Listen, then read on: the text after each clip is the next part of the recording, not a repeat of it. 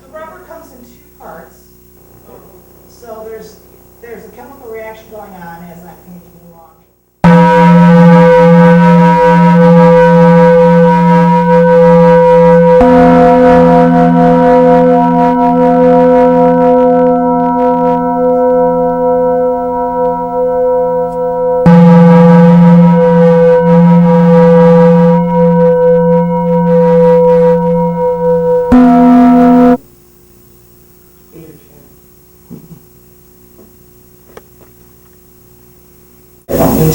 It's not latex, it's polysulfide. There are several different things you can use. One is a silica product, which I don't use anymore because you can't really expel it from your lungs. These clay shims for holding plaster where I want it to be and stop it and give it a nice clean edge where the other side of the mold will meet it.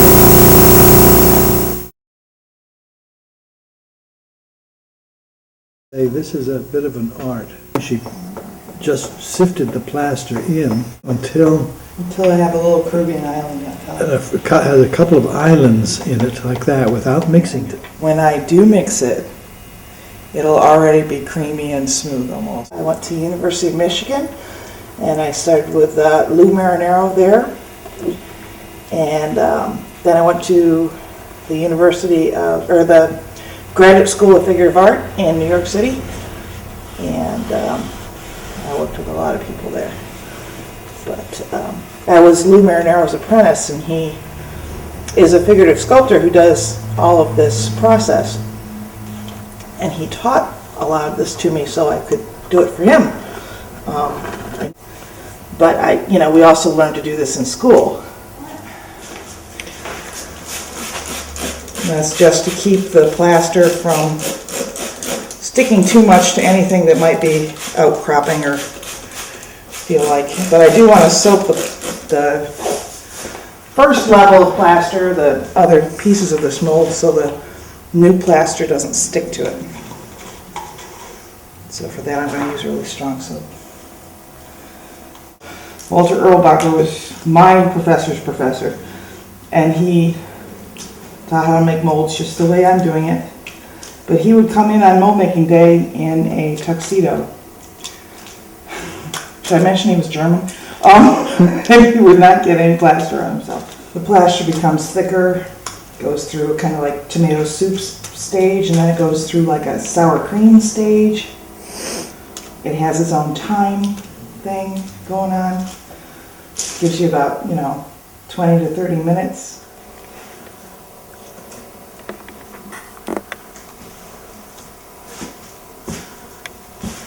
One thing I've noticed with mold makers is that there's some mold makers who make beautiful molds and some who sort of make careless molds, don't they, Lynn? And the mold itself, as Lynn is working it out, is going to be, I can tell, a beautiful mold, a beautiful work of art. There'll be art in the mold.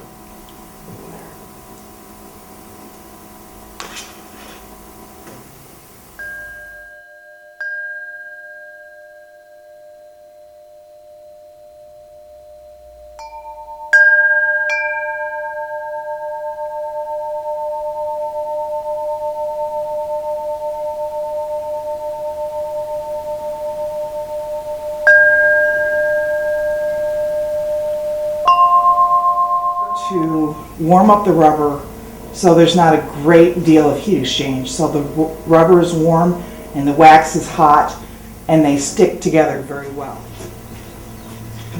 I'm using two different kinds of wax. They're actually two different colors and they have different properties. This rubber is really nice in that it's really tough. And you can heat it up quite hot, and as you can see, the wax goes in really thin,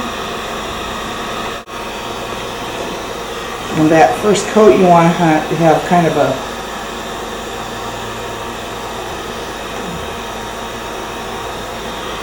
quick, thin, even coat. And then from there on, I will build it up. I'll build it up till it's pretty solid.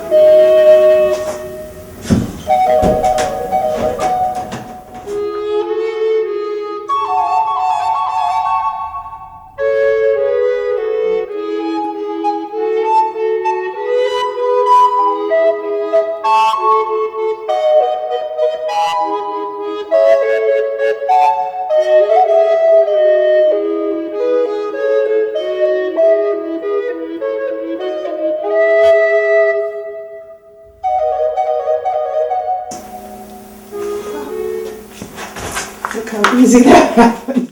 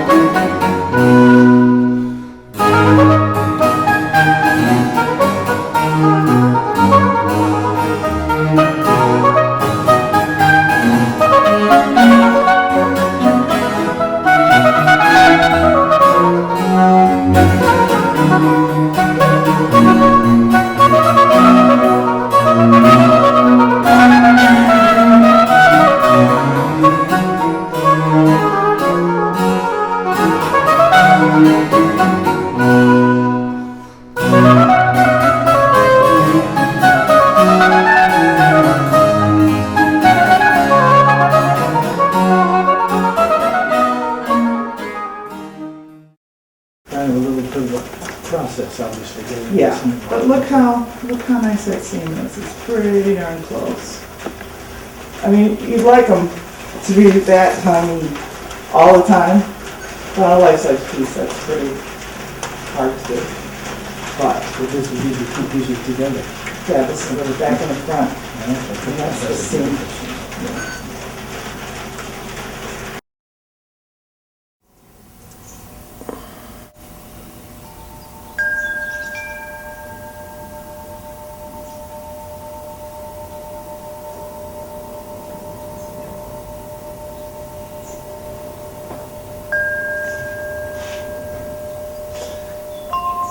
These are little highways that take the bronze from the cup down into the mold. And vents, these are sprues, and vents that take the air and hot gases out of the mold and let them release so they aren't trapped inside. So we need a way, and here's the major way the bronze gets in, but I also need to feed other areas bronze. So I'm pouring that in, and as it fills, and it fills just like you were pouring water or something else, as it fills, the gases and everything else will come up these vents.